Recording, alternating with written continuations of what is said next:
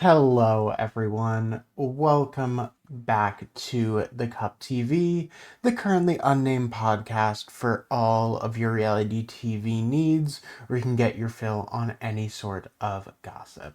Or can you tell I'm recording this at a slightly later time where I don't know what's going on? No? Great, thank God. Hi, my name is Jack. I am your resident game designer, escape room host, genius aficionado, and not sleep deprived mess on the podcast today. And I will be running us through our fifth episode of the Genius Game UK. We are just over the halfway point now, just maybe like the halfway point of a race. Except I don't want this series to end, so like if we could slow it down, that'd be great. But we are very much progressing in terms of storylines. People are going to start going at each other very soon, and we definitely see that today with a little bit of rivalry building and a little bit of a reason that you shouldn't mess with a crime writer. But before we get into all of that, if you enjoy what we're doing here, covering all sorts of reality TV, we just finished up covering Survivor US yesterday, which ended, and thank God. If you enjoy Survivor Australia for Survivor Australia versus the World, we have that coming out soon. We have Destination X, which thankfully we are also doing Exit Press for. Thank you so much for allowing us to do that. In addition, we will be doing Big Brother as it comes out, and we are going to be going hard for that.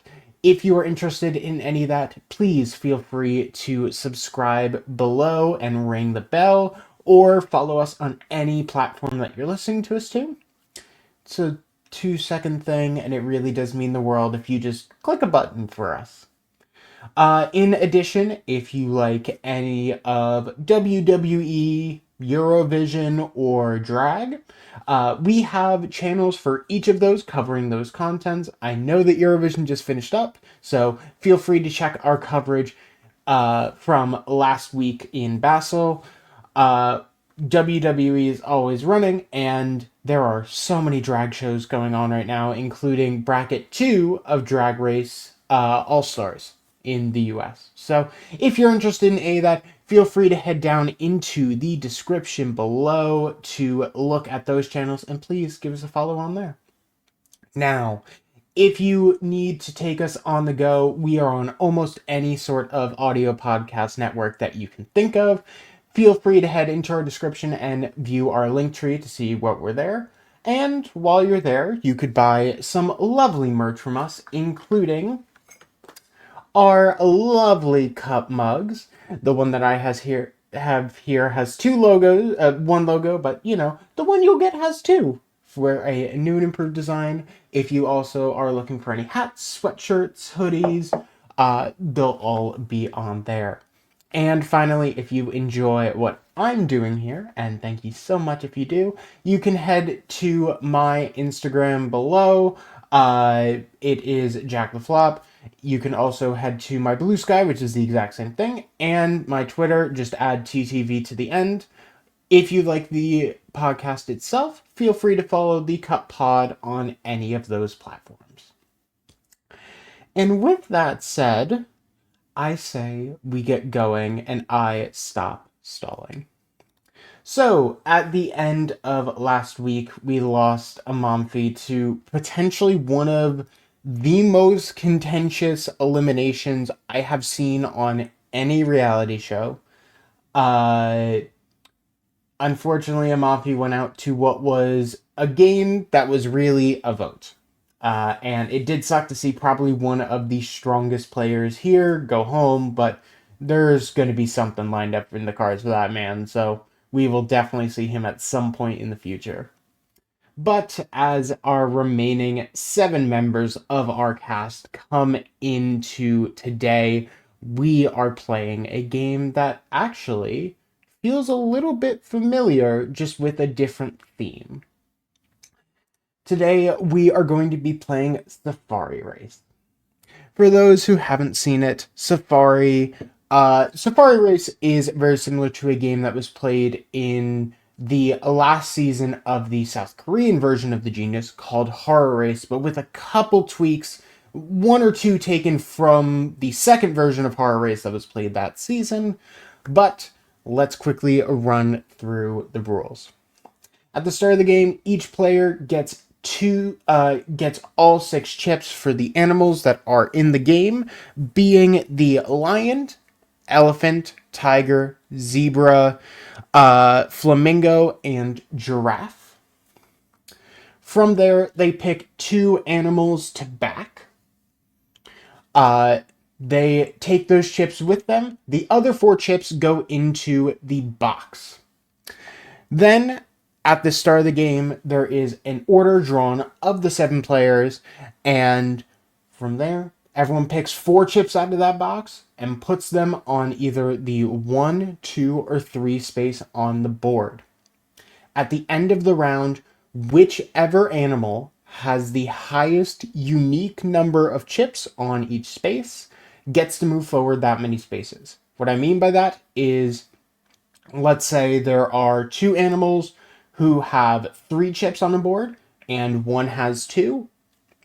Because the 2 animals with 3 chips are tied, neither of them get to move, and we instead move the animal with 2 chips. So they're just having the most may not be enough. Once any animal crosses the finish line, the game is immediately over. That animal gets first place, and the next 2 animals that were the closest get second and third. Players score points based on the position they were in, the position of the animals they backed. First place gets 3 points, second place 2, third place 1, and if you have 2 animals on the podium, you get an additional point. The player with the most amount of points at the end of the game wins the main match and gets 2 tokens of life, while the player or players with the least amount could become the death match candidate. Now, the only other thing to mention is that during your turn, if no one else has, you can decide to simply not go and move to the back of the line in terms of selection during the next round. So there's always going to be a rotating order as long as someone capitalizes on it. Now, this game is basically what we had for Horror Race, with one change of the 4 space is now a 3, which means at least probably 1 or 2 people in the cast have seen it. Ken mentioned that he had seen a couple episodes of season 4. I would not put it past Ben to have already watched all of the episodes. So I think the 2 of them knew generally how this game was played. But we almost immediately get a very interesting split of dynamics. We have a split group of Bex, Bedalia, Ken, and Allison. That Ken is kind of dragging everyone into one room and like trying to form an immediate 4-person strategy. While Charlotte and Indy kind of walk into a back room and Ben follows them, but gets thrown out. Now, I don't blame Charlotte and Indy here because Ben has kind of been a mess in the past 4 episodes. This is a game that requires a lot of tight information control, and Ben doesn't really need to be included in that based on his past track record. I love him to death, but still, it's not great. But we do now have Ben attempting to find a hole in either group. Ben first bounces back to Ken, Bodalia, Bex, and Allison, but the 4 of them have agreed on a strategy that only works for 4 people. So Ben needs to get out of there and just basically goes to Charlotte and Indy and says, either I'm alone or I'm working with you 2. So, partners? And Charlotte and Indy just go, yeah, sure, we'll take it. So, basically we have 2 sides to this game, but as the 4 of Ben, of Bex, Bedalia, Ken, and Allison kind of figure out really fast, there is a way to really capitalize on this game. Now, essentially, what Ken throws out as the strategy is to choose 4 animals within the group and essentially go animal A, animal B is with person A. Animals B and C are with person B. Animals C and D are with person C, and animals D and A are with person D. So everyone has one animal that they match with the person above them and below them, so that they essentially form a loop, keeping 2 animals outside of contention. Those 2 animals are then attempted to never score at all during the game. And yeah, this is pretty much the right way to play this. With 6 animals on the board, it is very much something where players will need to figure out how to essentially push a majority forward where anyone can win and it's okay.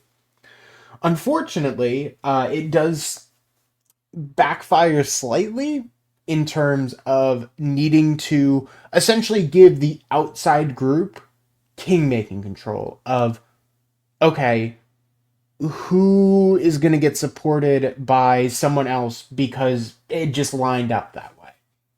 And we do see kind of that win being given by not accident, but unintentionally to a player to the point where everyone just goes, oh, okay, this game is decided. But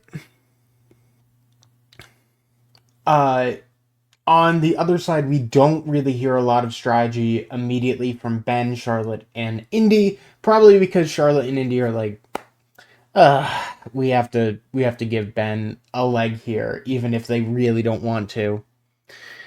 And the thrown out animals for the group of 4, who I'm going to now call Babak, BBAK, just to be able to make it easier, versus Bic for Ben, Indy, Charlotte. These 2 sides are now going to just see what they can do with each other, and we do find out that Bic specifically, all of them have 2 of them have gone for giraffe, 2 of them have gone for flamingo, and then both Charlotte and Ben have pivoted off each other. Nope, actually, that is the yep, that is the error I made in my notes, but I never fixed. So all 3 of them decide to choose giraffe, which they just decide accidentally to choose the animal that has one of the 3 thrown out. I don't think it's ever clearly explained why they went for those. It's just a bad draw, I guess. But then we have Indy, who chooses the other one that the other side hasn't picked, Flamingo, while Charlotte is kind of with Bedalia and Bex in supporting Lion, and Ben is kind of with Bex and Ken supporting Zebra. So no matter what, Bex is potentially in the best position of having support from 2 outside players in order to push her forward on both of her pieces. But Alia has a little bit of support, Ken has a little bit of support, and Allison has the support of her own teammates. So at this point, we do note that there are a bunch of flamingo pieces in the box, 6. Then we have 5 elephants in the box and 5 crocodiles in the box, which are the box chips that they decided to keep, are the missing pieces there. And then we have 4 giraffes, lions, and zebras. So we have a pretty nice split, all things considered.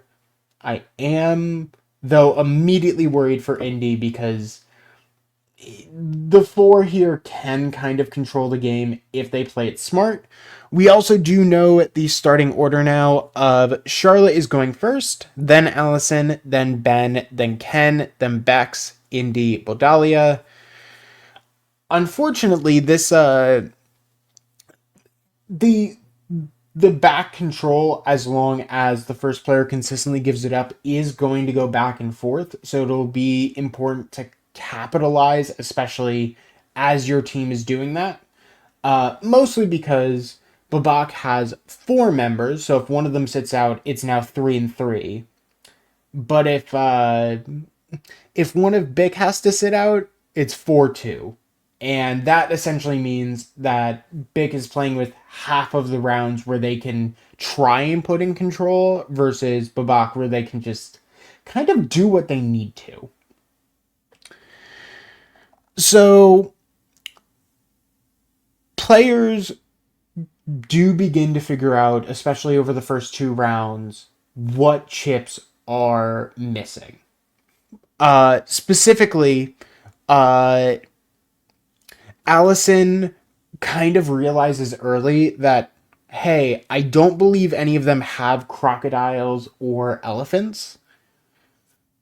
I will note here, I'm not 100% sure if it's alligators or crocodiles. It said both ways. So just know, big green thing with pointy mouth, it's either an alligator or a crocodile, and it doesn't matter for this game because the chips are green no matter what. So, uh, players are beginning to push things forward. We have a slight bit of movement for the flamingo and the giraffe, but very, very early on, it is clear that the lion is moving very quickly. The zebra also gets some traction, but based on how chips are falling out, it looks like either Bex or Bodalia is likely to win this game. It entirely depends on if the elephant or zebra is moving in time. However, one of honestly what probably is the most crucial moment of this game comes when Charlotte is at the back at turn 2. During turn 2, we have a situation where we have 3 lions, 3 flamingos, 3 elephants. Now, if Bick plays this right, they can move the giraffe up by 3 points. And that will get them into a position where they can work together as a team to try and boost giraffe as much as possible and get them into a position where they won't be dead last automatically. Unfortunately, they completely miss this crucial position and give it to lion, basically shooting Bodalia and Bex far and ahead. And I mean, Charlotte gets a little bit of support from this, which she's at the back, good for her. But at this point, it essentially forces Bick to attempt to play for themselves in order to do anything. And yeah, we can just kind of call this match in at this point. It is not a very great game. Uh, Ben kind of pulls Bodalia aside and is like, "Hey, you're probably gonna win here. Just know that if you or Bex are like in danger, like vulnerable, and Ken wins this, you're one of you two is probably going to get dragged. So you probably want to just protect each other really quick. Like just a heads up that you're in danger from Charlotte in India." And Ben keeps having enough side conversations to where Charlotte and India go, "The fuck is going on?" And Bodalia keeps getting pulled aside to where Bex literally is like, shut up, stop talking. So these teams are held on by very little, but at this point, there's almost nothing that Babak can even screw up in order to do at this point. So Charlotte and Indy just kind of go, probably going to be Indy. The giraffe and the flamingo have not moved off of space one when everything else is so far up the board. And essentially, Babak has already clocked what everyone has because of their just better strategy. So we do simply just see a winner in Bodalia where both, uh, as I pull up my notes once again, as we see the elephant and lion both get into first and second place, meaning Bodalia scores literally the perfect amount of points to just outright win. We then see Bodalia immediately turn around and give the token of life to Bex. As Ben kind of alluded, it was probably going to be that. And with no points on the board, Indy is our death match candidate. Now, Indy is conflicted here because obviously Bodalia and Bex are off the board, meaning there are four options: Ben, Ken, Charlotte, Allison. Indy is not going to drag her best friend Charlotte. It doesn't make any sense for her game wise, and she doesn't want to do that to a good friend that she just spent probably this whole game going, we're screwed, and crying over, which was not fun to see. It really sucked to see Indy and Charlotte both like that and going, well, there's nothing much. But she also immediately eliminates Ken because he's too. The vibe that I got from it is basically that Ken is too good and Indy doesn't want to go against someone who is that strong. Now, yeah, Ken played a killer game before and he essentially led this round as being unshackled from having to like take this leading role and having to show your cards. At this point, Ken is willing to, and he's willing to play the game. So it's left between Ben and Allison. Allison had already kind of proved that she is a threat, and Ben has kind of been shady this whole time, and he's kind of cracking under pressure, and Indy thinks he might be able to go down and just completely fold. And she goes back and forth and back and forth and settles on Allison. So, in hindsight, this is a smart move because, as Ben has even said, he basically, before he even got cast in the show, was playing black and white almost every single day against all of his friends.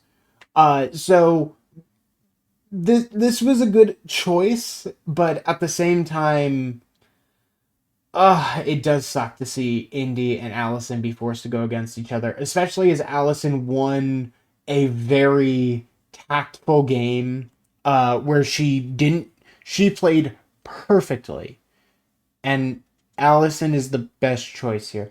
I personally don't understand it, but then again, I was not there in the moment.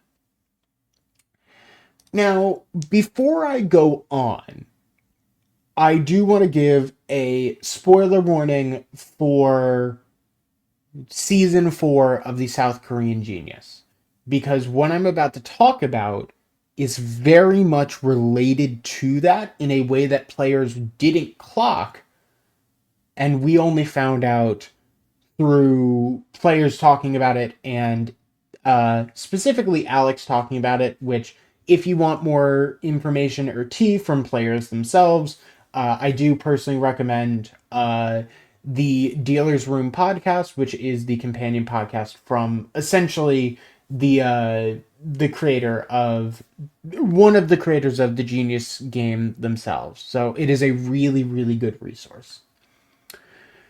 In the original Horror Race, there was a way to figure out what chips were specifically, oh, basically figure out what chips were which. In the original, some of the chips were slightly heavier because they had magnets inside that players could test against their own name tags and could figure out exactly what chips they were grabbing before they even got them out of the thing, allowing for a bit of a strategic advantage in being able to pull what you need to in order to lock down certain requirements. That was kind of done here. Apparently, some of the chips had different ridges on them that you could feel. And there was something in, I want to say it was the study. One of the books or something was off, and it would have given you a very direct hint about all of this. Unfortunately, no players managed to catch this, just like in the original South Korean show. I want to say, as I pull up my notes here, Dongmin did manage to sense that the chips were very slightly weighted differently, but it never went any farther than that in terms of actually catching the trick to this game. So, simply put, if you're ever grabbing something blind from a box in any Genius game whatsoever, immediately assume there's some kind of trick to let you know what you're grabbing just by touch alone. Unfortunately, that potentially pickup mechanic to the Minority Alliance of the BIC was just never, unfortunately, found. So, we will now go into the one of the most classic death matches of this entire franchise, simply called Black and White. In Black and White, players are given 9 tiles from the numbers 0 through 8. The even numbers plus 0, I'm not going to get into the mathematics of why 0 is or isn't even, but the even numbers are all black, and the white numbers are all, the odd numbers are all white. In each of 9 rounds, players submit one of their tiles to be played face down, and the dealer reveals which one is higher. However, they never reveal the numbers on any of those tiles. The first player to get to 5 points wins the death match and stays in the game, while the loser goes home. So, I mean, this Black and White, we've seen it a lot before. I've even personally played it. It is...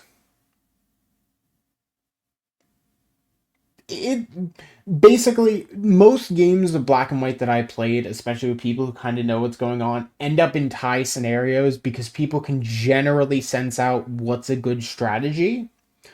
But it almost half relies on deduction, but it's even like trivial deductions as long as you can keep it in your head. And the other half is a slight poker strategy. Personally, I am not the biggest fan of Black and White. I think there are better games out there. I think Black and White 2, which is not really the same game. Something like Binary Black and White, which is a fan-made game. There's a lot of other hidden number-esque games that you can play with this sort of deduction that I personally believe are a bit better, but this is very simple and they're going to use what they need to. So this match starts, and very quickly it is Allison using her past deathmatch experience to be like, just stay calm and play numbers, just try and get a sense of what's going on. Allison plays, I want to say, her black 4 in order to just get a middle ground basis of, is Indy going to play a higher or lower number? And Indy ends up playing, I believe, her 3. Now, one of the key rules with any game like this is you want to win by a little and lose by a lot. I'm trying to remember exactly which way it goes around because I'm simply not the best at these type of games. But essentially, Allison is given an amazing win right off the bat in terms of actual, how do I put this? Uh, Tile worth. She gets a 4 as a perfect win, while Indy loses with a 3, meaning that Allison just basically redeemed that 4, as it might have been it could have been an 8 for all it mattered, but she nails the first point. And from there, Indy just kind of keeps cracking. She ends up forgetting uh, where where her previous tiles have been in terms of Allison's deductions. But Allison just keeps having a very calm, level head. Allison even perfectly plays a 50-50 of Allison is up 4-2. All she needs is one more point, but she can either throw a low tile or a high tile because they didn't show around where they tied. No, it was 4-3, and Allison just needs to decide to play a low or a high tile. She correctly nails that she needs to play a low tile, and on the final turn, Indy reveals a white 3, Allison reveals a white 7, and unfortunately, Indy's game is over. It simply seemed like Indy had cracked over the day of just a lot of emotions going on, kind of being screwed over by just picking the wrong animal. And it is really bad luck to see Indy go out like this. Allison does get to essentially hold her second DM win over everyone else of like, pick me again, you'll go home. And I think this has just proved that Allison is a really, really strong competitor. And I do want to see her continue to move forward because she is really, really fun to watch. Unfortunately, though, we do send our lovely student out the door, and we look forward to next week, which is a classic game in terms of everything. It is what's being renamed here as Diamond Dilemma.